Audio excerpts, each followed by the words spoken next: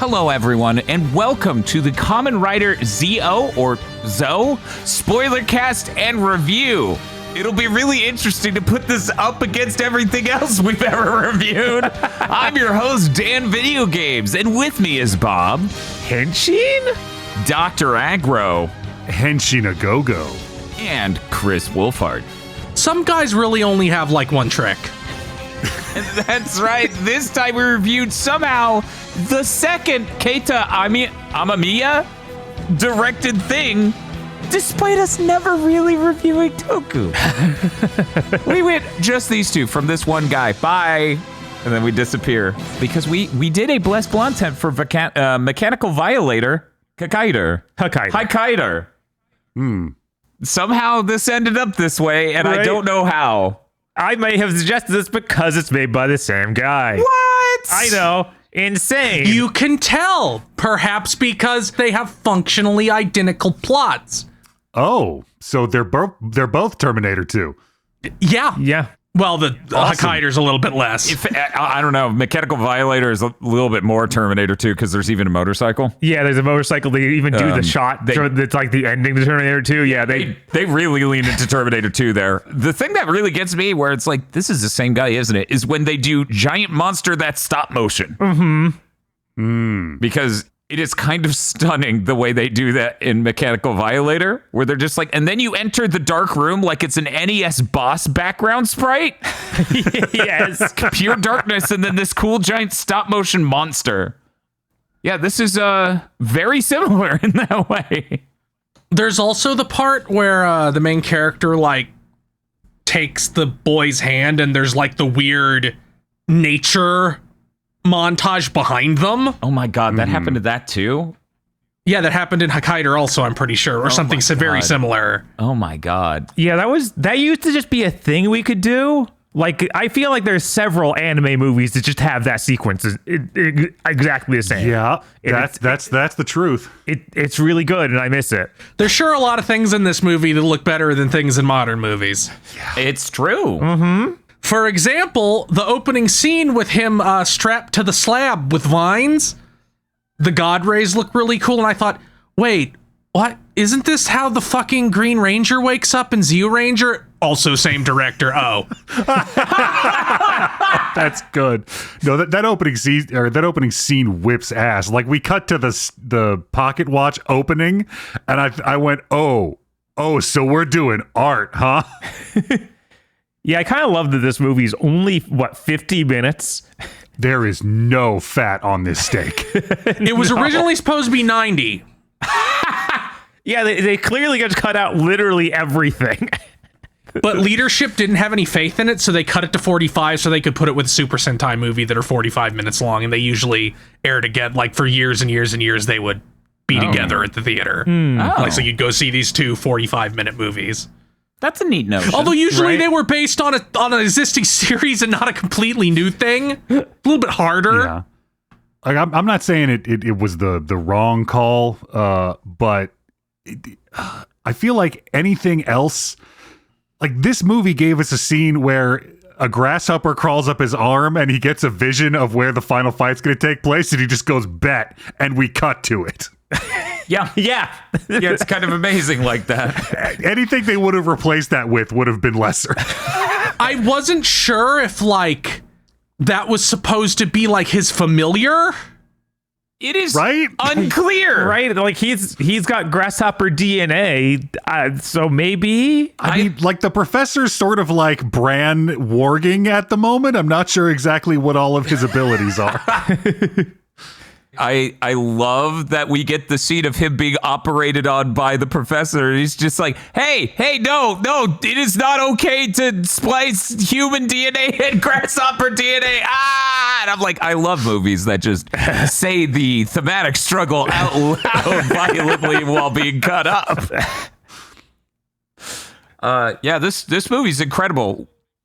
I saw the big monster, and I went, oh, Resident Evil 4. I'm trying to think of which monster would be the most Resident Evil 4. The final one, the big one, at the one main point one. A flesh portal. Yeah, that's really fucking cool looking. Oh, that was sick. The flesh portal. Yeah, the that flesh was so portal cool. is just like, hey, look, it's Genova. It's everything that Oh Square my Enix god, it did is. years after this. This movie is basically consolidated, like, it's bullion. It's bullion for 90s cool Japanese shit. It really I guess I should is. watch Zayram too. God, yeah, that guy gets off his motorcycle with the fit jeans and the motorcycle jacket with the sleeves pushed up, and I'm like, oh fuck, fashion peaked in Japan in the 90s. It did. I liked how I saw that and I was like, oh, he's just Tomonkashu. Oh my god, this was just a kind of guy. Meanwhile, I was like, this is who Kamiya wanted to be. He wanted to be this exact guy. So when the monster becomes the flesh portal and shows like its true form. For a second, I thought it was going to become the final boss of Eternal Ring. I was torn between that and like Parasite Eve. I was like, where are we ending up on this scale of fleshy alien monster that's powerful and a baby? The weird spider thing also was very Parasite Eve-esque. Yeah, this coming out in 93, it makes sense why stuff only a few years later would be influenced by it. Isn't like the final evil force in Hokkaido like both of those fused together? Basically, like it's yes. the weird flesh portal and the spider thing. Not the spider thing, but the like the big stop motion thing like fused. Yeah, it's really, God, I need to see that again. That was so fucking cool because it was like tank-like, but Yeah, it was also like a big unholy truck. nightmare look to it. Yeah, it was really cool. I am in love with how they pulled off the effect of him touching the kid's hand and the background wiping out, except for the bridge they're on, Yes. and it doing the musical. Deeply in love with the way it was executed, the fact it was executed. This movie has so little stuff, it even feels like the musical didn't finish. Yeah, no, I'm surprised they made room for that in the middle of this. I know. And also, that song was pissing me off the whole time until I finally figured out there's like a 5 or 6 note progression that sounds identical to the music of the night from the Phantom of the Opera. Okay, I also recognized it and could never place it.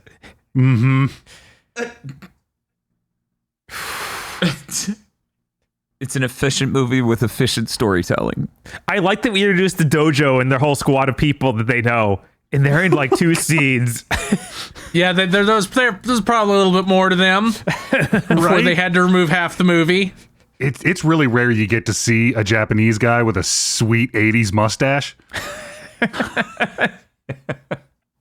God, they made this movie for $2.8 million. And they made the shit out of it. That means this movie, They made twice as much as we saw even. I think this movie costs less than Double Dragon. Like, and its effects are insane.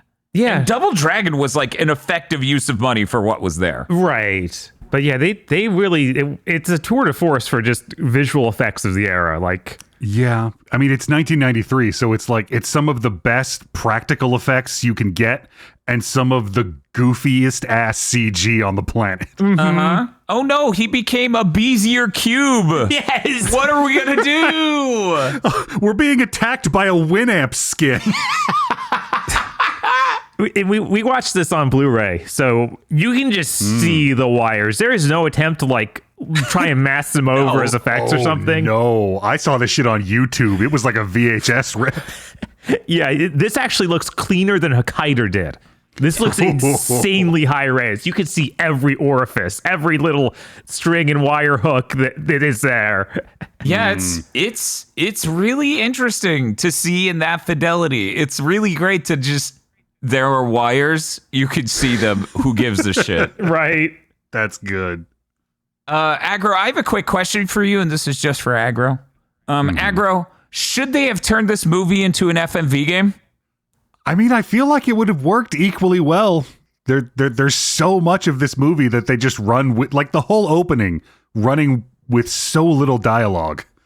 I think this is something that would translate rather well. Okay, that is true. He answered it correctly. That it did. It is a Sega CD game. It even came out in America. Oh, damn. Yes, and it also has footage that was cut from the movie. I thought there were more that's content scenes, even the value. opening, that was like, when's that going to happen? I know. I spent most of this going, wasn't there something else? I swear we saw some. Oh, well. Yeah, there's a lot more of the kid running around. A lot more of the kid running around. The movie didn't have time for that much of the kid running around. Being chased by the orb. The Winamp skin that blares Sandstorm as it chases you. I think that my favorite strings we got to see were the orb going around. Oh, man. I'm kind of delighted that the director of the FMV game is also listed as the director of the movie. That's very funny conceptually to be like, yeah, he's the director of that too. You know, he did character designs and stuff too. Oh, of course. Like, this is just screams him everywhere on it. Like, he's a great artist. He keeps showing up and stuff. He's done designs for all sorts of stuff. Like, I think the funniest one was like Onimusha 2 and Genji Days of the Blade.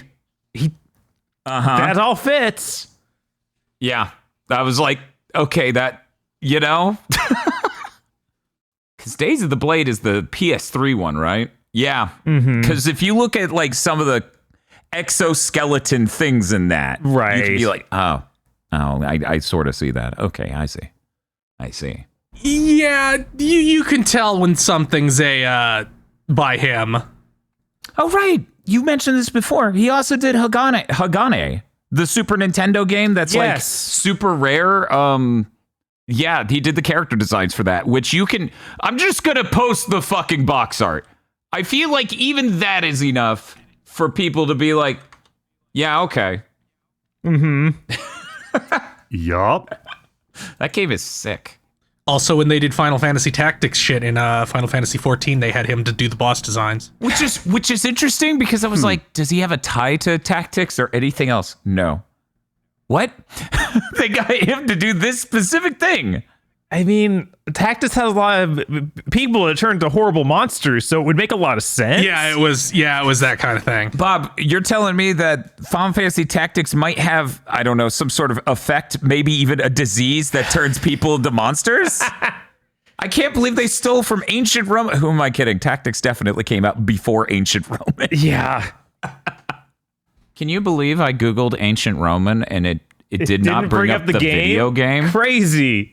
Ancient Roman, Power of the Dark Side. Sorry, Power of Dark Side, 1998. It's a little late. That's the same year as the Dreamcast in Japan. Oh boy. Yeah, this guy still like directs, I think, the Garo live action series. I've been meaning to check that out too, just to see if he still got it. Is that like Garo Mark of the Wolves? No, it's Garo without the U. I mean, they're wolves. Oh. I guess, yeah. Yeah, he's been doing that for a while. He's been doing that for 20 years. Yeah. Although there hasn't been a Garo thing in like 6 or 7 years, so. Okay, I thought it was something a little more recent, but I guess not. 2018, still pretty new, right? He also did demon designs for Shin Megami Tensei 4, which you can absolutely fucking understand if you see them. Yeah. Yeah, that makes sense. I like that you know, the Kamen Rider in this, he gets the mouth for his face and it just comes out once and then goes away. Yeah, no, They're like, it's here, don't worry. Yeah, he did that extra transformation level. I was like, oh, this is really cool. I turned that off. That was really hard to do. It's like the cool Toku version of the flashing boobs scene from Kung Pao. It was like, okay, we're putting that away. Okay. God, this suit is just so fucking clean. I love it so much. It is damn powerful. If I saw this as a kid, I would have had nightmares. Those the bugs being the bad guys and that visceral in their detail and stuff absolutely would have haunted the hell out of me. Oh yeah, getting dimension wiped into the Harryhausen devil dimension would have done it to me. Yeah, because these are like, I think this is a traditional progression of Kamen Rider villains. Like, I know that in the original they also do the spider and the bat, like right in that order. But it's in here, it's like stroke inducing and they are horrifying. Yeah, they really are. It is just some deep horror in that horror dimensional rift that I guess Kamen Rider could just run into. Yeah, he ran in there, and I guess, well, at least killing the spider made sense of like, oh, okay, well, that broke the dimension, I guess. It was pretty funny. I like to think he just ran into it. Yeah. Like, he didn't see it. He just sensed it was this way, and he took one more step, and he was there. I think that the way he kills the bat is the best thing in this movie, maybe. I'm like, okay, the bat has tricked him. He now has him in his clutches. Oh, but Kamen Rider can punch a hole straight through him. As it turns out, that is Kamen Rider's one trick. Well, yeah, his power was subterfuge. Yeah, he's not losing these fights. He's getting jumped. Like, the first thing he does is whip that guy's ass, and then the plot complicates. I like how it opened with, he's the first one I built. You're much more powerful than him. Like, that was not true. I mean, he does kind of have to knock him out of the building onto the stake. Yes. It would have been over if the monster had, for some reason, not stopped doing its lasers. Speaking of which, it does the lasers in the alley, and they trace out really cool blue effects, and I'm like, hey, that's just Chrono Trigger. That's the Chrono Trigger spell. They're doing the Chrono Trigger spell. When did this come out? And then they do the Back to the Future effect of the motorcycle later. Uh-huh. And then in the final fight, they just play Terminator music. It's like poetry. God, I loved, like, in that first encounter when he's just blowing shit up with his lasers and people are running and shit's falling over. And I'm going, holy fuck, it's like TV Toku with budget. Like, the kid runs home and he's like, Granddad, I was attacked by 2 monsters. And the granddad's like hedging and like not believing him. And I'm like, Granddad, turn on the fucking news. Downtown is on fire. Right? Bob, Yeah, what's up? the name of the actor who plays Ryder in this is literally Kodomon. I'm just serious. I'm just gonna put that information out there. I don't know. You do what you want with that. G-Gundam was certainly before this, right? Yeah, I think it was a little bit It after. was literally the next year. What a surprise. Well, I really love the monster suit for the bad guy at the beginning. That pure form of like how the eyes look and everything else. Just the fleshy look of it. It is shocking how good that suit is made. Shoving stuff out of it and it's all soft and gross. Uh-huh. Yeah, and if they break it and have to replace parts with machinery, like that's really neat. It's really fucking sick. God, this movie has like camera angles and effective cuts and framing and practical effects. This movie fucking owns. It does. It would have been cool if we got the full version because there are a few different questions I asked. Like, what made his dad become a complete psychopath? Look, sometimes you're trying to create the ultimate life form and you realize, grasshopper, that's up there in the tier list. Let's try some of that. Hey, they can jump, like they can lift like 100 times their weight. It's true, but because of the squared cube law, that doesn't matter at our scale. Now, I feel like I need to point this out because I had a sneaking suspicion that this was the case. Yeah. The guy who did the character designs for G-Gundam worked on this. Fuck yeah. No way. That's sick. You know, they mention a couple times in this movie that, oh yeah, like he's creating things to be without emotion, which makes them great killers. And I'm like, you know, people always bag on scientists for creating killing machines without emotion. But it seems to me that every time you teach a machine how to feel, it goes berserk and kills everybody anyway. True. Yeah. True. I was weirded out that it just you partially used the climax of Mother. Yeah. Little bit. Like right down to like, oh, the alien that knew the lullaby with the child is disarmed by the lullaby so you can kill it.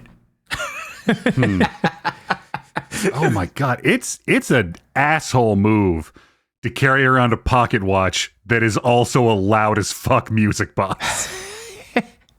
What time is it? One moment while I discreetly check. Yeah, I was like, is this, thinking back on it, that's probably not actually a thing. Like, that's crazy, right? Probably not. But Yeah. every time that thing was on screen, I was just looking at it and going, oh man, that looks beautiful. That's really cool. Oh man, I miss analog technology. I know this is probably the wrong group to ask, but is repairing small mechanical devices a common part of Kamen Rider power sets? No, but it's a common part of Grasshopper power sets. Oh. That's generally the sort of thing that they have as a skill, yes. Grasshoppers. That's dope. Maybe it's like a generalized, they repair anything. It's like, that's it's how they do healing it. motorcycle maintenance. Yeah. Yeah. That scene on the bridge is great because like then the kid sees the monster transformed as his dad and he runs off, and then the rider chases him, and that 10-year-old leaves that augmented full-grown man in the fucking dust. Yeah, we were making so many jokes about that. I'm like, wow, that kid's fast. And I'm like, or maybe Ryder is really slow. My legs are great for jumping, not for running. I'm not cheetah based. Why do you think I go around with a motorcycle? I can hardly walk. That was the one thing in this movie they didn't do really well. The wirework jumps, they didn't look like jumps. They looked like Peter Pan on stage. Yeah, it's true. You know, maybe if you saw the wires clearly, you would have been distracted away from, look at this. This looks like wire work to, holy shit, I am just watching wire work. I think, in my opinion, one of the worst looking things is when his father's in the wall and they couldn't get the paint on his face to go all the way up. So you just see his normal skin tone at the top of his scalp before his like hair and other stuff begins, as he's like just kind of cuddling some cables. You know, even beyond that, there's something about that blue-gray range of color that always looks terrible as paint or makeup. True. True. If there's one thing to be said about color grading and color correction, it's that you can pivot that color to a better color. And that's a little easier. When I'm trying to remember how this happened. It was during the final fight. Uh-huh. There's a point where the main villain had to start spewing steam. Okay. And I love seeing the tube running to his foot for that. Yeah, because he was standing in the middle of the room, but there were some convenient tubes that seemed to lead to the back of his feet. Yes. And It's like, oh, you can't tell. That's totally going up his leg. Look, you wouldn't have noticed that on standard definition. Yeah. Sure. Firmly the territory we're working with. They didn't expect you to have an 8K version of this movie where you can see everybody's pores. I was gonna ask you because you were like, it happened in the final fight. I was gonna go, now is this before or after the wrestling special that happens at the beginning where they do the one take? Yeah, the big one take that's like huge ass one take with all the prop destruction. You have one shot to do this. your most are almost blind from these suits, almost certainly. This is gonna go great. Because the guy in the Kamen Rider suit, like he's doing the get ready to fight motions that people in much bigger suits do. It's like it's kind of terrible, but it's so neat and fun, right? Like, when it happens. That point, you're so far in, you're like, yeah, go for it, man. Just do it. It's almost like when the Shin series do the goofy homage moments, right? And by that I mean the new Shin series of films, not the ancient Shin. The ones by Anno. Yes. Not God, what there's Shin Kamen Rider Prologue or something? Yeah, there's Shin Kamen Rider Prologue. There are other Shins that were also around then, I think, and it's just like, Jesus, can we not? But yeah, no, it's kind of like that. So it was really fun. It was really fun when they just go, okay, these have all been really cool shots, and we've all seen some cool shit today. But what if we watch two guys in a suit go at it? God, I just went back to check. That one shot is a solid 2 minutes long. Yeah. Wow. Yeah. It's a big chunk of the movie, you know? Mm-hmm. Like this movie, like I was going to say the whole thing was a stunt. Really, this was a work of craft. Yeah. This was dedicated people who loved doing this. There was a pop-up on the Blu-ray. I'm not sure if this is baked into the movie, so it's in the YouTube version or not. But I swear to God, it said the first collaboration between Toei and Bandai. Yes. Okay. And then the movie starts and a million toys show up on screen. And I'm like, yeah, I believe it.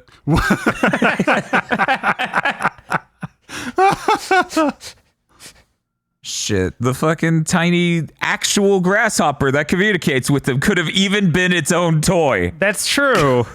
That thing showing back up is so good. I love the shot they do of it flies down. So that's one grasshopper they've got like on a wire or something. And it goes whoosh, and it lands next to him. And then they need it to crawl up his arms. So that's a different grasshopper. They get to go back onto the screen. And I'm like, I love this. This is amazing. Yeah, I love how it can hardly articulate, but it can articulate a little. Yeah. It can like shake its upper and lower body separately, and that's about it. On a related note, we really got to do a shout out for all the props of the little kid. Yes. Just the fake little kid that's on his back as he motorcycles out. That looks terrible. The kid that's being carried by the bat. That was a good one. The just joint locked version of the main monster as it falls out of the window onto the spike. Yes. I was like, oh man, Ryder's he's gonna drive off this thing and it's gonna look so cool. And the moment the motorcycle gets off the ledge and it falls over and eats shit and they're both just stiffly falling. It was amazing. I love the building the final confront takes place in. Its establishing shot is some kind of oil refinery in the middle of a strip mine. Like, this is Jim Henson designed something to make you hate industry. See, every Tokusatsu series in the 90s took place in like a complete economic collapse, so every warehouse and foundry is non-functioning, so you can have karate fights in them. It was the best. And so you can do that lighting that looks very cool, where like the edges are dark, but you can see what's actually happening. Mm-hmm. Something that I believe is used in approximately 65% of all Power Rangers episodes. Yup. I liked when we saw that. It's like, okay, I guess we're just going to the matte painting now. No, that was awesome. That was fucking fantastic. I'm like, Ryder, you can't just drive to the... He did it. He just drove to the matte He painting. did it. He's so good at motorcycle. And the matte painting was just over there, just over the hill. Yeah, as it turns out, it was at the other end of that foresty road. Yeah, I know that looked like it was in the middle of a giant, endless desert, but right across the street. Right next to it. Right next to the lush green forest. Yeah, not sure where that forested mountain is. Maybe it's behind the camera's perspective at pointing at the matte painting. Yes, almost definitely. God. I had a beat of emotional whiplash when because the kid's yelling at his grandfather like, no, my father's gonna come back one day. And I'm like, oh shit, Ryder's his dad, but he got like fucked up and turned into a rider somehow. This is gonna be interesting. Oh no, he's just some guy his dad fucked over. Right? There's no other connection. That's kind of great. They're on the bridge, they're having this meaningful, intimate moment, and I'm like, man, you couldn't do this after the 90s. Grown man and a boy sharing a moment on a bridge. He's not related to him. I genuinely love it from the angle of like, oh, the moment my brain went, oh, okay, so he's not his dad, but like his dad and him must have known each other. No, this just seems like he kidnapped him and started experimenting on it. Oh my God. I was for most of it waiting for like it's like the kid's uncle. Like this is something like that. Like we're this all is younger reaching for it. We're like, but like, the kid, right? Like he has this fucking Secret of Mana intro, like protect the child, and like you just kidnapped this guy at a bus station. I liked his explanation for showing up in that ancient forest. Is like, yeah, no, I wandered out there and fell in a hole. It's like, yeah. Then like trees like grew over you. How many years ago was this? I think the literal text was even, I went up into the mountains and passed out. Right? Like, what the fuck do you mean? Kind of amazing. It looks like you've been there for centuries. Are you sure? It was only like a year or two, though. I promise. I'm good. Maybe like 6 weeks. I'm good. Dude, it just sounds like you're diabetic. Like your blood sugar got real low up in the mountains. You passed out. This dude pranked you and put branches and shit all over you while you were asleep. Or maybe his attunement with the grasshoppers made him more vitalize the plant life. I don't know. I have to really reach here. It's unclear. That was in the 45 minutes they cut. Obviously, plant life is a lot like mechanical things, so he repaired the grass and trees with his aura. It's all coming together. Does anybody call him Ryder until they get to the professor in the roots in the refinery? Yeah, I don't think so. No, that actually shocked my ass. I'm like, what am I going to call this guy in our fucking review? And then they call him Ryder, and I'm like, okay, we're good. We're good. Apparently, it would have been okay to just call him Domon. That's the actor's name. You can't. They go the whole movie not saying his name, and then they just go, hey, Clint Eastwood. Right?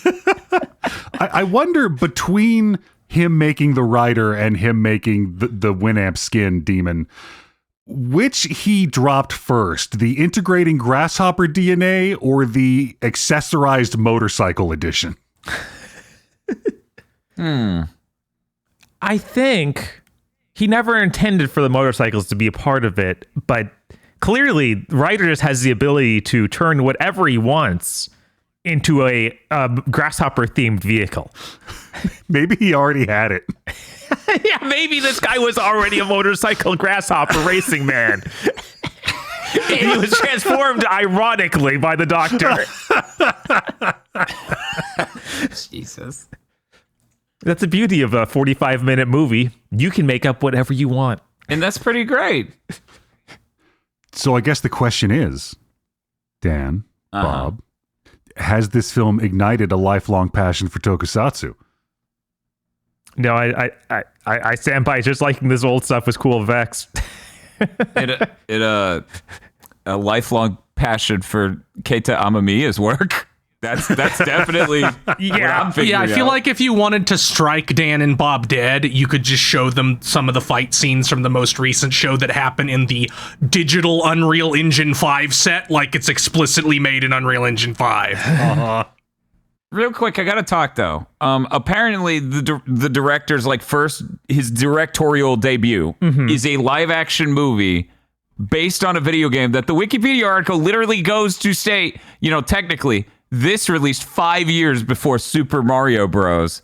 But I love that you can look at the movie poster and go, yeah, of course he's the director on that. Like, look at it. I think I've seen this because back in the day I was looking for every single one of his movies I could get my hands on. This is Mirai Ninja for anyone who's interested, which I love that every region gets their own thing. So Cyber Ninja in the United States, Warlord in Canada, and Robo Ninja in the UK. No, this before you ask, audience, this is not a Hollywood released film. We will not be covering it on Gamers Go to the Movies. Yeah, sorry, Hollywood only. Hollywood only, sorry. Or else we'll die. I cannot imagine the unfathomable depths of terrible shit we would have to watch if we had no filter like that. You have to watch it all. You have to watch. So the Animatrix thing for Halo is those are kind of movies. Those are kind of movies. You should have to watch that. At least that wouldn't be that long, but yeah. Interminable fan projects. At some point, when your budget's low enough, the difference is really debatable. Forward to Dawn, that was a movie at one point. We have to watch it again. No. No. This is why we have a filter. This is why we have a filter.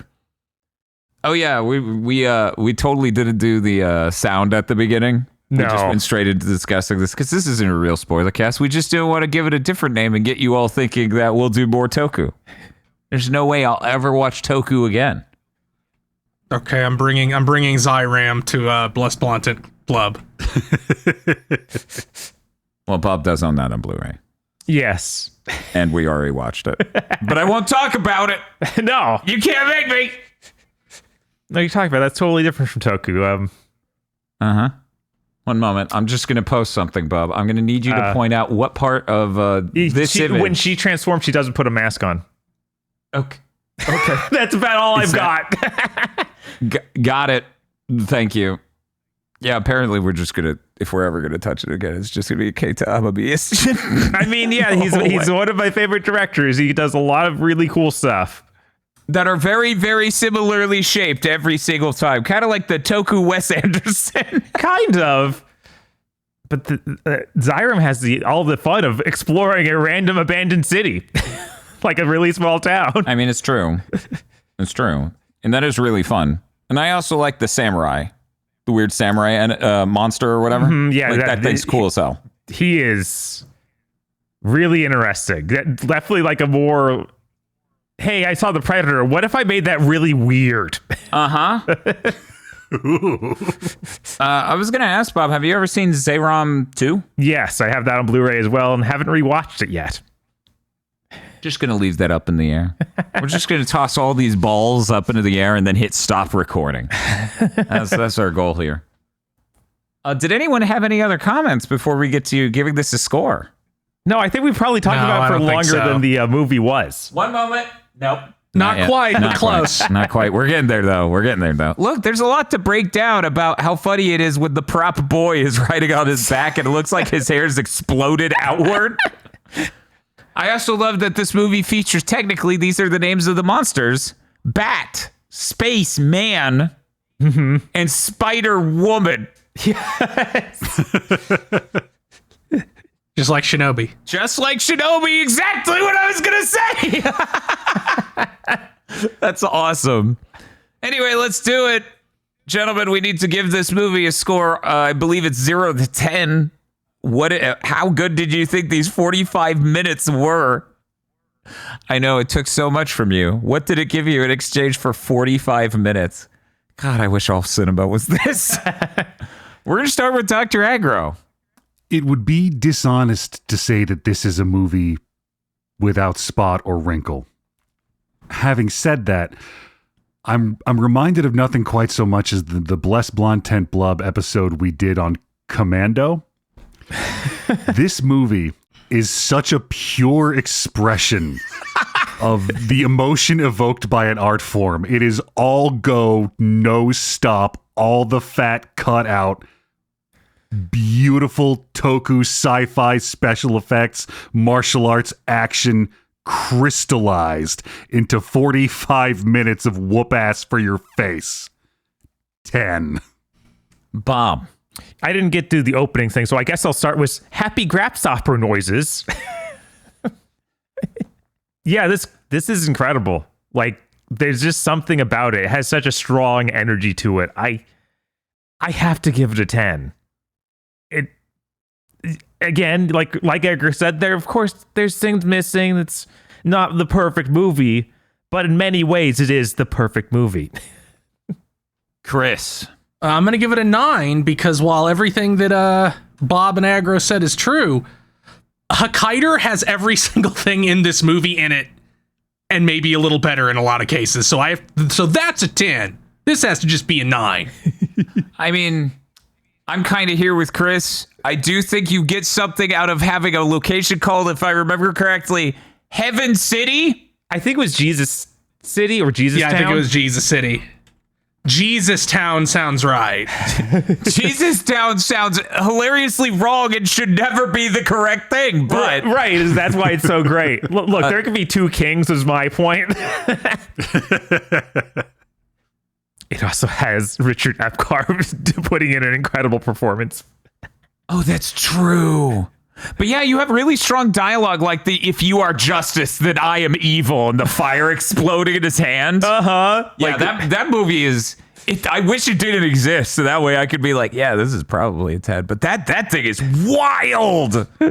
That thing's this, but even more insane shit coming out of people's mouths. Mm-hmm.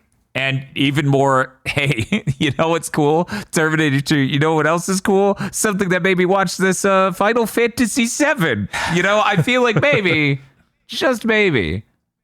But who knows? You know, this only came out in 95. There's no way they were watching this while making Final Fantasy VII. Hakaider, that is. Mechanical Violator Hakaider. What a name. Anyways, I'm giving this a 9. It is really great. So, gentlemen, that brings the average score to 9.5. It got a 38 out of 40.